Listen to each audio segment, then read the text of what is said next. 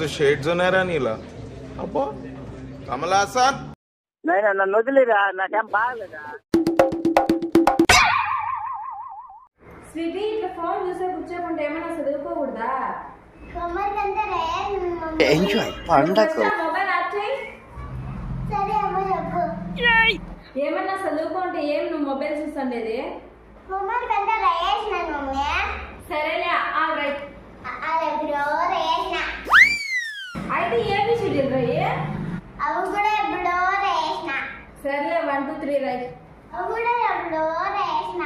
నీకు ఇవి నచ్చు, నీకేం నచ్చుతుందో నాకు తెలుసు. సరేలే మొబైల్ అటు పెట్టేసి కొంచెం మాట్లాడుకోపో. అమ్మ బాబాయ్